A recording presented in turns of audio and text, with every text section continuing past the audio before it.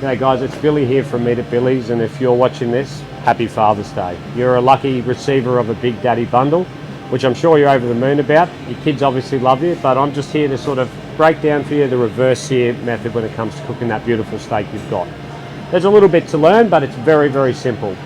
I'm using a Weber kettle. Like I said, I love charcoal cooking. I'm quite passionate about it. But the basic method of reverse searing is, the old way we used to do it is we used to sear it hot and fast, and then we used to finish it in the oven, or we used to finish it in direct heat. We're doing it the opposite way now. It gives you a more consistent colour the whole way through. It keeps it juicy and keeps it moist, and yeah, it's fail safe. It really is, if you just know a few simple methods. So first and foremost, the star of the show, this guy. You probably got one of these sitting right in front of you, but yes, it's the 600 gram grass-fed rib on the bone. So what we're going to do is, I've got the kettle lit. I lit my chimney. Here's a chimney I prepared earlier. That's right, have a look. I've got my charcoal roaring, nice and hot. And all I'm going to do now is, I'm going to put this steak to the furthest part away. Hear that sizzle. So we're still starting the cooking process here, guys.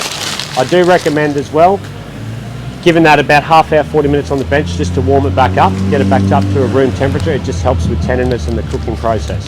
I keep mine far away as I possibly can. Keep the bone as far away as well, because it will burn. And then all we're doing is I'm going to throw the lid back on.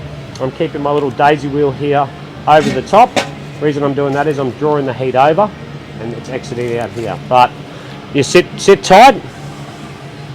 1 beer, 2 beers, it's Father's Day, whatever you want to do. We'll come back to this very shortly.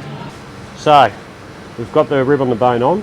We're just going to do a little bit of a check. It's probably been about 30 minutes. Like I said, this is a large steak, guys. It will take a little bit of time, but the finished result's worth it. So we'll have a look. Obviously, thermometer, guys, it is an essential bit of kit when you're barbecuing. I do talk in Fahrenheit. There's a long story behind that.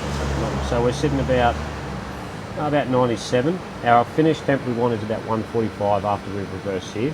So what I'm going to do is just speed this up a little bit. Now we've had a little bit of time, I'm just going to creep this guy a little bit closer, turn him over, get him a little bit closer to that direct heat. And yeah, that's going to speed this process up a little bit, but we don't want to rush these things because perfection takes time, let's be honest. So lid's back on, we'll keep it exactly where it is, and we'll come back very shortly and we'll finish with the final product. Alright, we're back, stage 3, the final countdown. We're ready for the finished sear. Obviously, when you are doing this, guys, don't be afraid to keep checking your temp. Obviously, you don't want to be doing it every 5 minutes, but every sort of 10 or 15. Like I said, we're looking for a finished temp of about 135 or 145 is for sort of medium. So we're at 130 now, and all we want to do now is we just want to go hot and fast over that really hot coal. We'll leave the lid off, and we just want to get that nice crust to finish the steak. So it's going to be a bit of a caveman. I'm going to go straight over.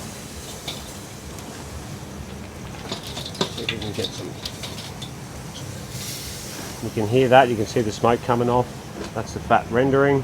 It smells amazing. I know you can't smell it down the camera, but it is beautiful. Alright, so you can see, guys, we're getting a nice little flame now. That fat is caramelizing. This is the perfect finish sear. All we're doing is creating that beautiful crust. So play around with it, show off. You're playing with fire, it's always fun. Just check your side, make sure we're not going too crazy. I'm happy with that. Let's go back. And we'll keep an eye on that internal temp. Like I said, 135, 140. We're sitting about 130 there. So we've still got time. Don't forget, a steak also keeps cooking. It never stops cooking once it starts the process. So if it comes off, we're still going to rest it for a couple of minutes on the bench anyway. But yeah, the theory of you can turn it. We're doing it back to front now, so you can turn it as much as you like at this stage, as far as I'm concerned. All we're doing is just creating that nice crust. Smells amazing.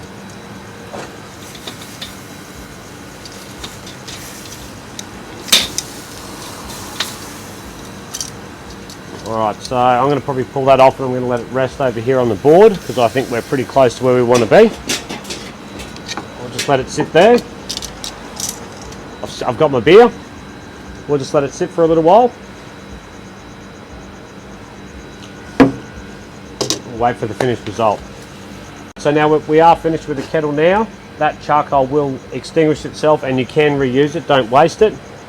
Best way to do that is lid back on. We're going to eliminate any airflow or oxygen getting in. So we're going to shut the daisy wheel on top.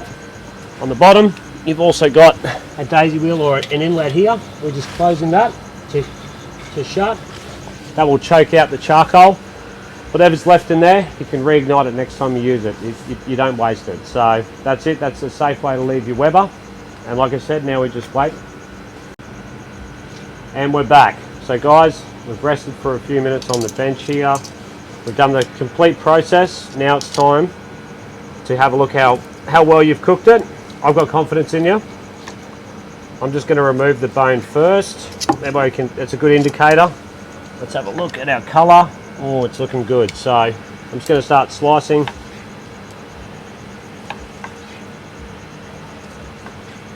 So you can see that nice consistent pink colour the whole way through your steak. Look at that.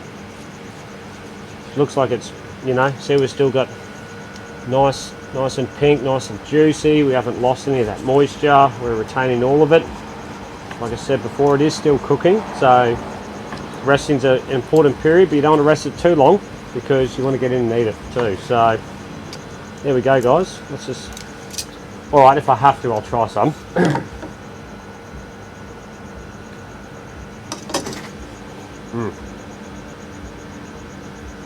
Absolutely magic. Look at that.